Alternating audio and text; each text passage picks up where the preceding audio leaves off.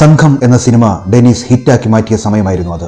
പക്ഷേ പിന്നീടാണ് പ്രേംപ്രകാശ് ആ നോവൽ വായിക്കുന്നത്. വായിച്ചു കഴിഞ്ഞപ്പോൾ അദ്ദേഹം ഞെട്ടിപ്പോയി. ഇതിലെവിടെയാണ് സിനിമ ഇരിക്കുന്നത്? ഏകദേശം 10 കാസറ്റുകളിൽ ആ സ്ക്രിപ്റ്റ് മുഴുവൻ വായിച്ച് റെക്കോർഡ് ചെയ്തു. റിവ്യൂ കണ്ടപ്പോഴാണ് ഒരു കാര്യം അവർക്ക് മനസ്സിലായത്.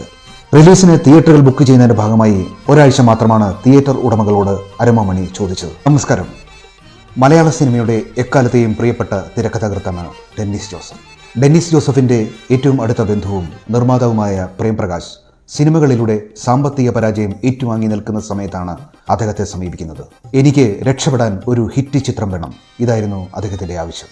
സംഘം എന്ന സിനിമ ഡെന്നീസ് ഹിറ്റാക്കി മാറ്റിയ സമയമായിരുന്നു അത്.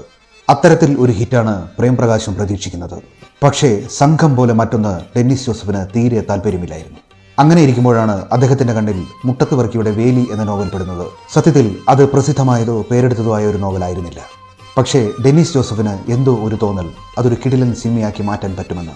ഡെന്നീസ് ജോസഫിന്റെ നിർദ്ദേശപ്രകാരം പ്രേംപ്രകാശ് 10,000 രൂപ കൊടുത്ത് മുട്ടത്ത് വർക്കിയിൽ നിന്ന് ആ നോവലിന്റെ അവകാശം എഴുതി വാങ്ങി. പക്ഷേ പിന്നീടാണ് പ്രേംപ്രകാശ് ആ നോവൽ വായിക്കുന്നത്. വായിച്ചു കഴിഞ്ഞപ്പോൾ അദ്ദേഹം ഞെട്ടിപ്പോയി. ഇതിലെവിടെയാണ് സിനിമ ഇരിക്കുന്നത്? ഒരു ഏകാംഗ നാടകം ആക്കാനുള്ളതുപോലും അദ്ദേഹം അതിൽ കണ്ടില്ല. പത്മരാജനെ പോലെ പ്രഗത്ഭരായ സംവിധായകരെ വെച്ച് സിനിമ ജയിച്ച പ്രേംപ്രകാശിന് ഈ നോവലിൽ നിന്ന് എങ്ങനെയൊരു സിനിമയുടെ വിജയം കണ്ടെത്താൻ കഴിയുമെന്നുള്ള ആശങ്കയുണ്ടായി. അങ്ങനെ ആ പ്രോജക്റ്റ് വേണ്ടെന്ന് വെക്കാൻ അദ്ദേഹം തീരുമാനിച്ചു. പക്ഷേ കഥ അവിടെ കൊണ്ട് അവസാനിച്ചില്ല. സംഘം സിനിമയുടെ വിജയത്തിന് ശേഷം മമ്മൂട്ടി സംവിധായകൻ സുരേഷ് ബാബുവിനെയും കൊണ്ട് ഡെന്നീസ് ജോസഫിന്റെ അടുത്തേക്ക് ചെന്നു. സുരേഷ് ബാബു മുമ്പ് ചെയ്ത സിനിമകൾ വേണ്ടത്ര വിജയമാകാതെ നിൽക്കുന്ന സമയമായിരുന്നു അത്. ഇവനൊരു സ്ക്രിപ്റ്റ് വേണം, മമ്മൂട്ടി പറഞ്ഞു. അങ്ങനെ ഡെന്നീസ് ജോസഫ് സുരേഷ് ബാബുവിനൊപ്പം സഹകരിക്കാൻ തീരുമാനിക്കുന്നു.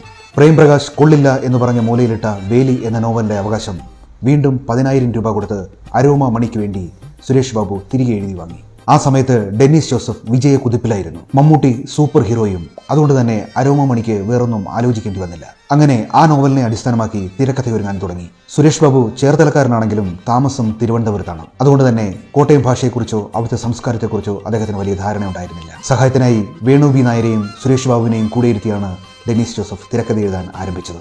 എറണാകുളത്തെ BTH ഹോട്ടലിൽ വെച്ചായിരുന്നു തിരക്കഥ ഒരുങ്ങാൻ തുടങ്ങിയത്. ബാലചന്ദ്ര മേനോനെ പോലെയും ഭരതനെ പോലെയുമുള്ള പ്രഗത്ഭരുടെ കൂടെ പ്രവർത്തിച്ച പരിചയം വേണുവിനുണ്ടായിരുന്നു. നോവലിൽ വലിയ രീതിയിലുള്ള മാറ്റങ്ങൾ വരുത്തേണ്ടി വരുമെന്ന് ഡെന്നീസ് ജോസഫിന് അറിയാമായിരുന്നു. പിന്നീട് ഒരു പ്രശ്നമുണ്ടാകരുതെന്ന് കരുതി കഥയിൽ എങ്ങനെ വേണേലും മാറ്റം വരുത്താം എന്നുള്ളതിൻ്റെ അവകാശം മുട്ടത്ത് വർക്കിൽ നിന്ന് നേരത്തെ തന്നെ അവർ എഴുതി വാങ്ങിയിരുന്നു. അങ്ങനെ നാടുകൾ പിന്നിട്ട് ആ തിരക്കഥ പൂർത്തിയായി. കൃത്യമായ കോട്ടയം ഭാഷ അല്ലെങ്കിലും മൊത്തത്തിൽ കോട്ടയം ജില്ലയിൽ ഉപയോഗിച്ചിരുന്ന ഭാഷയുടെ അടിസ്ഥാനത്തിലാണ് ആ തിരക്കഥ പൂർത്തിയായത്.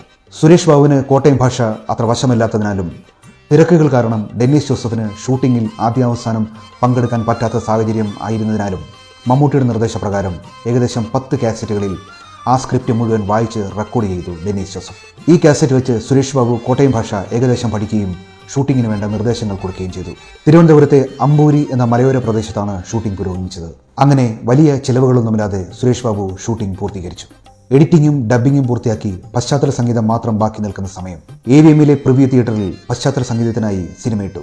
സംഗീതം നൽകാനായി മ്യൂസിക് ഡയറക്ടർ ശ്യാമും അരോമ മണിയും സംവിധായകനും എല്ലാം അവിടെ ഉണ്ടായിരുന്നു. പ്രിവ്യൂ കണ്ടപ്പോഴാണ് ഒരു കാര്യം അവർക്ക് മനസ്സിലായത്. സിനിമ 3 മണിക്കൂറിലധികമുണ്ട്. ഗ്ലാമർ സിനിമകൾ എടുത്തിരുന്ന അരോമ മണിക്ക് സിനിമയുടെ ലെങ്തും ആ സിനിമയുടെ ഗ്ലാമറില്ലായ്മയും കണ്ടപ്പോൾ നിരാശ തോന്നി. ഡെന്നീസ് ജോസഫ് നിർമ്മാതാവിനെ ആശ്വസിപ്പിക്കാൻ ശ്രമിച്ചെങ്കിലും അദ്ദേഹം കടുത്ത നിരാശയിലായിരുന്നു. മനസ്സുകൊണ്ട് ആ സിനിമ വിജയിക്കില്ലെന്ന് അദ്ദേഹം തീരുമാനിച്ചിരുന്നു. റിലീസിന് തിയേറ്ററുകൾ ബുക്ക് ചെയ്യുന്നതിന്റെ ഭാഗമായി ഒരാഴ്ച മാത്രമാണ് തിയേറ്റർ ഉടമകളോട് അരുമമണി ചോദിച്ചത്. എന്നാൽ സംഗീത സംവിധായകരായ ശ്യാമും SP വെങ്കടേഷും സംവിധായകരായ ഹരിഹരനും തമ്പി കണ്ണന്താനവും ആ പ്രിവ്യൂ കണ്ടിട്ട് ഈ സിനിമ ഒരു ട്രെൻഡിങ് ഹിറ്റായി മാറുമെന്ന് അഭിപ്രായപ്പെട്ടു. അങ്ങനെ ഒരാഴ്ച മാത്രം തിയേറ്റർ ഉടമകളോട് ചോദിച്ച സിനിമ 25, 50, 100 ദിവസങ്ങൾ പിന്നിട്ട് സൂപ്പർ ഹിറ്റായി മാറി.